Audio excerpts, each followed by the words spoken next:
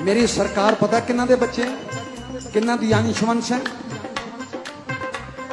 गुरु नानक पातशाह जी के तीजे स्वरूप धन धन श्री गुरु अमरदास जी महाराज, उन्होंने कैसी सेव कमाई है,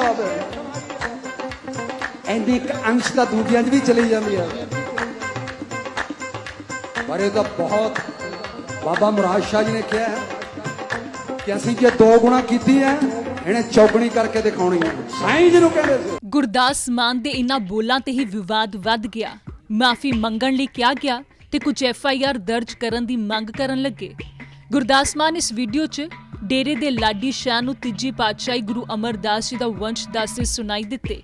नकोदर दे प्रसिद्ध डेरा मुराद शाह जी दे सालाना मेले च 20 अगस्त नूं उन्हां दी परफॉर्मेंस सी।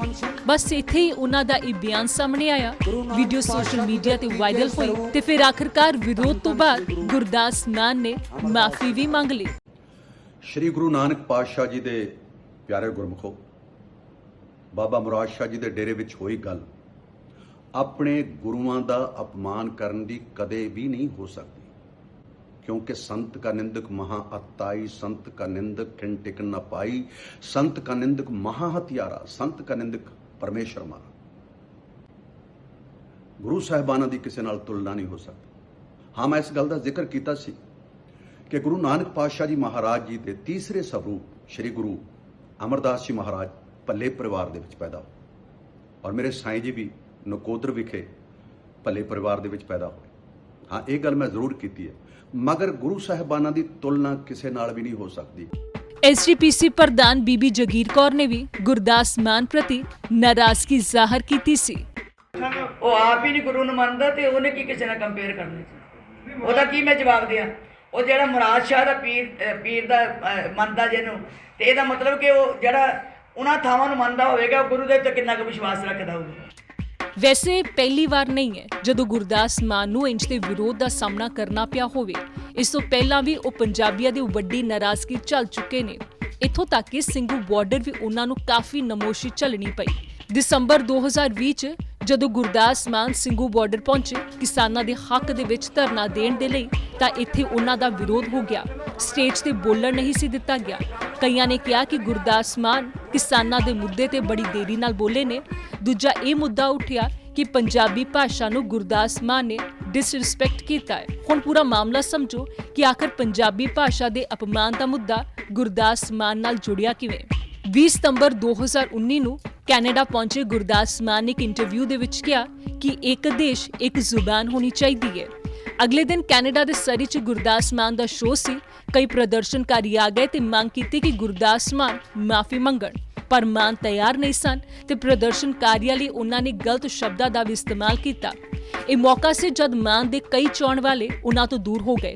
इस घटना तो बाद गुरदास मान नूं कई विरोध प्रदर्शनां दा सामना करना पिया। इत्थों तक कि कोलकाता च भी मान दा विरोध होया ते इन्हां नूं अपने कुछ शोज़ भी प्रदर्शनां कारण रद्द करने पए। पर मान गल ते डटे रहे कि बच्चों नूं सिर्फ पंजाबी नहीं हिंदी भी सिखाओ। मान ते सवाल उठे कि जिहड़ियां गल्लां ओह कर रहे ने वन नेशन वन लैंग्वेज वाली, इह उन्हां दी BJP ज्वाइन करन दी दिली इच्छा दर्शाउंदा है। हालांकि दिसंबर 2020 च आके गुरदास मान ने इस पूरे विवाद ते सफाई लई एक वीडियो सांझी कीती ते उन्हां लोकां नूं भी जवाब दिता जिहड़े कहिंदे सी कि किसानां दे मुद्दे ते गुरदास मान इन्नी देरी नाल क्यों बोले।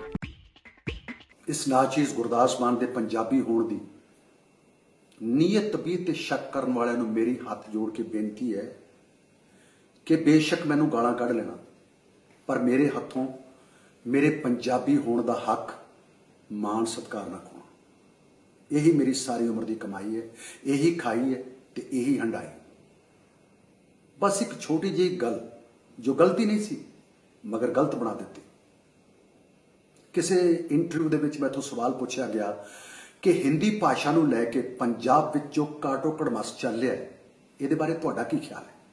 ते मैं उसके सवाल का जवाब सहज विच देंदियां कहा सी कि एक देश की एक भाषा तो होनी चाहिए तां जो उस देश का हर बंदा भावें किसी भी स्टेट का होवे आसानी नाल अपने दिल की गल खुल के बेफिक्री नाल साझी कर सके, जो गल कर सके, समझ सके और दूसरे नूं समझा सके, उसनूं राष्ट्र भाषा कहंदे ने। पर मेरी गल दा यह मतलब नहीं सी ਕਿ ਪੰਜਾਬ ਵਿੱਚੋਂ ਪੰਜਾਬੀ ਖਤਮ ਕਰ। ਬੇਸ਼ੱਕ ਮੈਂ ਸੋਸ਼ਲ ਮੀਡੀਆ ਦੇ ਉੱਤੇ ਜ਼ਿਆਦਾ ਐਕਟਿਵ ਨਹੀਂ ਹੈ, ਪਰ ਇਸ ਦਾ ਮਤਲਬ ਨਹੀਂ ਹੈ ਕਿ ਮੈਂ ਕਿਸਾਨਾਂ ਨਾਲ ਜੁੜਿਆ ਨਹੀਂ। ਇੱਕ ਲਾਈਨ ਵਿੱਚ ਕਹੀ ਹੋਈ ਗੱਲ ਜੇ ਕਿਸੇ ਦੇ ਸਮਝ ਨਹੀਂ ਆਈ ਤੇ ਪੂਰੀ ਕਿਤਾਬ ਲਿਖ ਕੇ ਵੀ ਸਮਝ ਨਹੀਂ ਆਉਣੀ। ਗੁਰੂ ਨਾਨਕ ਪਾਤਸ਼ਾਹ ਦੀ ਬਾਣੀ ਦਾ ਜਿਹਨੂੰ ਇੱਕ ਓੰਕਾਰ ਸਮਝ ਨਹੀਂ ਆਇਆ, ਉਹਨੂੰ ਗੁਰੂ ਗ੍ਰੰਥ ਸਾਹਿਬ ਦੀ ਬਾਣੀ ਸਮਝ ਨਹੀਂ ਆਣੀ। ਗੁਰਦਾਸ ਮਾਨ ਕਿਸੇ ਪਹਿਚਾਣ ਦੀ ਮੁਹਤਾਜ ਨਹੀਂ ਨੇ। ਵਿਸ਼ਵ ਪੱਧਰ ਤੇ ਵੀ ਗੀਤਾਂ ਦੇ ਬੋਲਾਂ ਦੇ ਜ਼ਰੀਏ ਨਾਮ ਖੱਟ ਚੁੱਕੇ ਨੇ। ਗੁਰਦਾਸ ਮਾਨ ਦੀ ਗਾਇਕੀ ਦੀ ਖਾਸ ਗੱਲ ਇਹ ਹੈ ਕਿ ਉਹ ਪੰਜਾਬ, ਪੰਜਾਬੀਅਤ ਤੇ ਪੰਜਾਬੀ ਨਾਲ ਜੁੜੀ ਹੁੰਦੀ ਹੈ ਤੇ ਉਹ ਆਪਣੇ ਗਾਣਿਆਂ ਨਾਲ ਸਮਾਜ 'ਚ ਫੈਲੀਆਂ ਬੁਰਾਈਆਂ ਤੇ ਵੀ ਚੋਟ ਕਰਦੇ ਨੇ। ਪਰ ਪਿਛਲੇ ਲੰਬੇ ਸਮੇਂ ਤੋਂ ਇਹ ਆਪਣੇ ਵਿਵਾਦਾਂ ਕਾਰਨ ਵੀ ਸੁਰਖੀਆਂ 'ਚ ਰਹਿ ਰਹੇ ਨੇ।